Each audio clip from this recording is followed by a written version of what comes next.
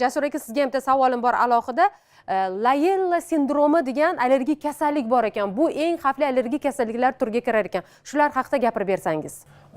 Dori allergiyalari o'zi ko'rsatuv davomida ham aytdik, allergologiya fanidagi, sohasidagi eng og'riqli joylardan biri. Chunki uni oldindan prognoz qilish qiyin. Ba'zi bir dorilarda genetik darajada tekshirib oldindan aytish mumkindir, lekin hamma doriga ham kafolat berib bo'lmaydi. Men bu paracetamol ichmoqchiman, reaksiya avval umuman ichmaganman, ichsam reaksiya bermasligini oldindan aniqlab bera olasizlarmi? Yo'q, iloji yo'q uni. Faqatgina o'sha provokatsion testlar, o'sha patch sinamalar, maxsus diagnostik usullar bilan qilish mumkindir. Unda ham kafolatlanmagan. Hattoki analizlarning natijasi ham to'laqonli fikr bermaydi.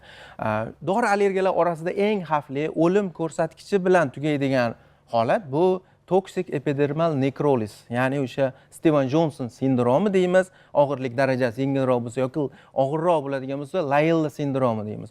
Bunaqa paytda bittagina hujayra, immun hujayra bizni o'zimizni hujayralarimizni begona sifatida ko'rib qolgani uchun butun terini kuydirib tashlaydi. Buni olovda qolgan, kuyib ketgan odamni terisiga o'xshaydigan holatga keltirib qo'yadi. Atigi bittagina o'zimizni o'sha tug'ilganimizdan boshlab bizda bo'lgan, bo'linib ko'payayotgan hujayramiz shu darajaga olib keladi. Bunga nima sabab? Chunki qandaydir vaziyat bo'ladi, o'sha allergiya beradigan mahsulot organizmga tushib, terimizdagi keratinosit hujayralar bilan bog'lanib va o'sha hujayralarni begonalashib qolishiga sabab bo'ladi. Uni niqoblaydi.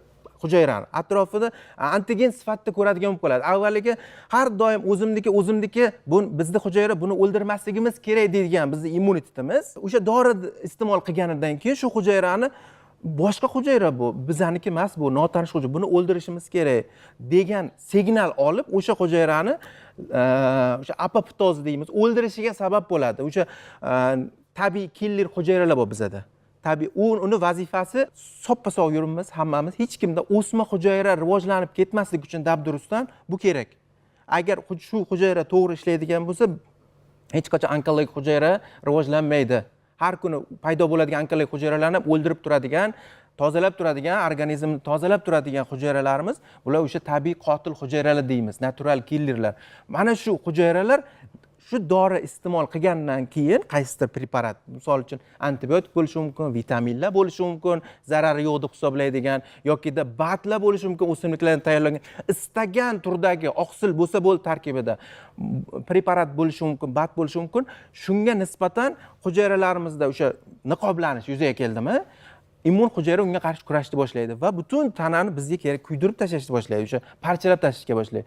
Bu jarayon o'zidan ham ko'ra oqibati o'limga olib keladi odatda. Chunki teri kuygandan keyin, teri ajralib tushgandan keyin bir epiteliy ko'chib tushishni boshlaydi. Shilliq qavatlar tashqarida ko'rinadi. Himoyasiz qolar ekanda inson. Himoyasiz qoladi va oddiygina infeksiya tushishi sepsis holatigacha olib kelib bemorni bevaqt o'limigacha olib kelishi mumkin. Afsuski, bu holatlar ko'payib bormoqda. Ijtimoiy tarmoqlarda ham kuzatilib bormoqda. Eng yomoni bu yerda kechki bo'lishi bu yerda. Ichib turib ertasi kuni boshlanmaydi bu. Hattoki o'sha vitaminlarni yoki antibiotikni qabul qilib bo'lgandan keyin qabul qilish davomida ham bo'lishi mumkin bu narsa. Eng og'ir allergik reaksiyalar, o'lim bilan tugash ehtimoli yuqori bo'lganlari mana shu Steven Johnson sindromi, toksik epidermal nekroliz, Layella sindromlar.